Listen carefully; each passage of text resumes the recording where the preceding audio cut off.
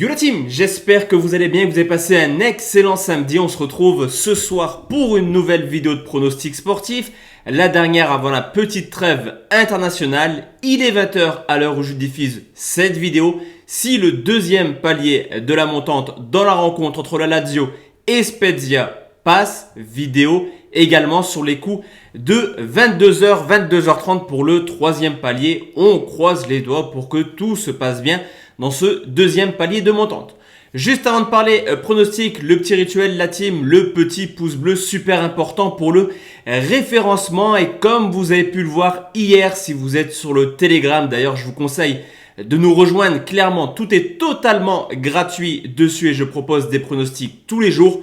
On valide des cotes extrêmement intéressantes. Haaland, buteur coté 1,46. Ça, j'ai envie de vous dire, c'est un petit peu la routine avec Lewandowski. Ça marque tout le week-end. Mais on l'avait dit sur YouTube, Dortmund, Hoffenheim, n'en déplaise à certains qui ont laissé des commentaires à la mi-temps. On le savait, ça allait partir dans tous les sens. Score final 3-2. On valide le plus de 3,5 buts. Et on valide surtout le gros fun du Telegram, une cote à 4,75 avec le but de Baumgartner. On avait également proposé Kramaric qui était également côté supérieur à 2. Malheureusement, il loupe un face-à-face. En tout cas, très belle performance sur cette rencontre. Concernant les deux autres matchs que je vous ai proposés sur Valence-Alaves, là aussi, comme convenu, on a vu du but, mais j'étais parti sur les deux équipes marques et Valence s'est imposé 3-0. La gestion de bankroll sécurisée a encore une fois fait ses preuves. Quand on ne peut pas gagner un pronostic, on fait en sorte de ne pas le perdre. Nul remboursé si l'Inter, victoire des Milanais sur le score de 3-1. Pour demain la team, on va partir sur 3 pronostics, vous le savez.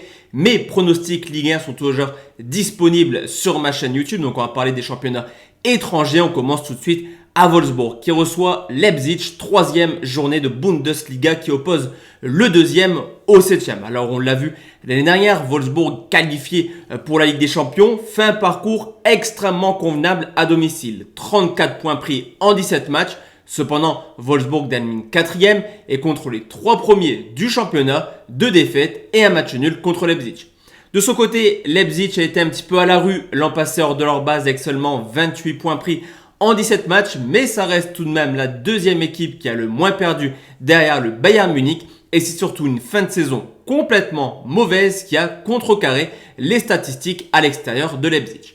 Au niveau de l'état de forme, tout se passe bien actuellement pour Wolfsburg qui vient d'enchaîner 2 victoires en 2 rencontres. Cependant, on peut le voir clairement avec le calendrier, il est très favorable pour Wolfsburg. Au contraire de Leipzig qui a eu quelques bouleversements cet été, changement de coach, départ, arrivée également d'André Silva. Donc il y a eu un petit peu de changement du côté de Leipzig. On constate une équipe qui s'est inclinée lors de la première rencontre, mais qui lors de son match contre Stuttgart nous a proposé une masterclass pour s'imposer 4-0 avec justement le premier but d'André Silva.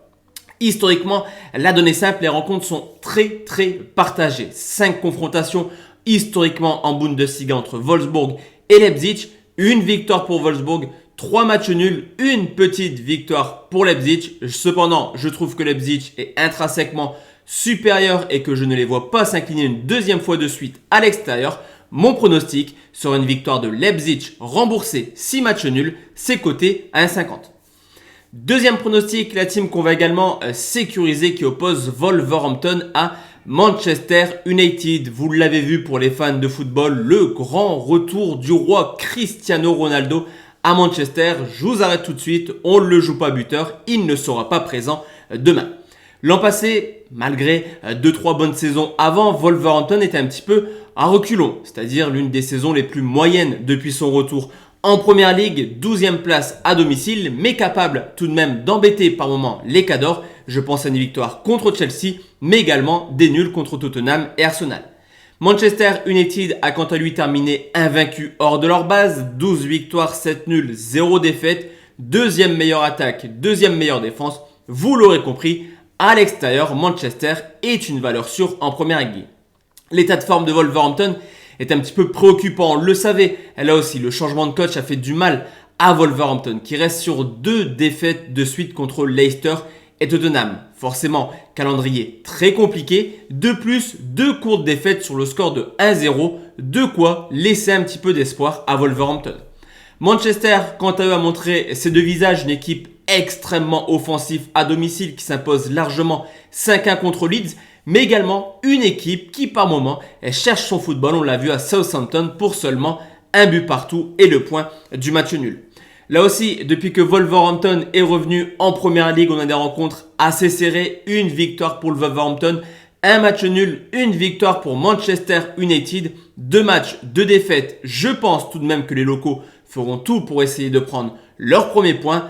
Attention, United pourrait se buter à la défense des Loups. Sur ce coup, je vais également sécuriser et partir sur un match nul remboursé si United s'impose. Cette fois-ci, c'est coté à 1,64.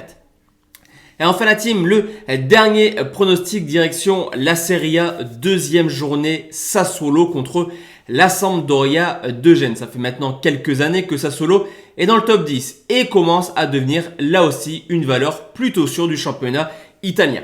L'an passé, à domicile, c'était pas la folie, 7 victoires, 4 défaites pour tout de même 8 matchs nuls et c'est surtout défensivement que cette équipe a tout de même des problèmes. 12e défense avec 27 buts encaissés en 19 matchs. De son côté, la Sampdoria était plutôt pas mal à l'extérieur. On les a vus prendre quand même pas mal de points. Et même s'ils possèdent sur l'ensemble de la saison la 19e attaque, ça reste une équipe capable d'aller marquer chez les gros. Je pense à 3 buts marqués à l'Atalanta, mais également ce petit but marqué à l'Inter, au Milan ou alors au Napoli. L'état de forme de Sassuolo est exactement comme l'an passé. Sa première rencontre s'est soldée par une victoire sur le score de 3 buts à 2. On le sait, je vous l'ai dit, offensivement, c'est carré. Caputo, Djuricic ou alors Raspadori, ils peuvent marquer à n'importe quel moment. Mais comme d'habitude, défensivement, au bout d'un moment, ça flanche. 2 buts encaissés. D'ailleurs, l'an passé, en 38 rencontres, Sassuolo, c'est seulement 8 clean sheets. La Sampdoria, eux, restent sur une défaite, malheureusement, contre le Milan sur le score de 1 but à 0. Mais pour ceux qui ont regardé le match, clairement, la Samp était plutôt à l'aise offensivement. Et avec un petit peu plus de réussite, la Sampdoria aurait pu largement égaliser, ce qui aurait validé les deux équipes marques dans cette rencontre. Historiquement, dans ces rencontres, on a 2 schémas différents. Sur les 6 dernières rencontres, on a eu 3 matchs où il y a eu seulement un but, 2 fois 0-0, 1 fois 0. A contrario, on a des rencontres complètement explosives où sur les 3 autres rencontres, on peut tout de même calculer 17 buts. Sur ce coup, je pense qu'on aura plutôt une tendance à avoir du beau football. C'est la raison pour laquelle je vais partir sur les 2 équipes marques côté 1,46. Donc voici la team, mes 3 pronostics pour ce dimanche. Comme je vous l'ai dit, peut-être on se retrouve à 22h, 22h30 plutôt. 22h30 je trouve pour le 3e palier de montante. Ou sinon on se retrouve mardi soir pour parler des qualifs de la Coupe du Monde avec forcément la France qui participera à cette compétition. Excellente soirée, à tout à l'heure peut-être. Ciao ciao.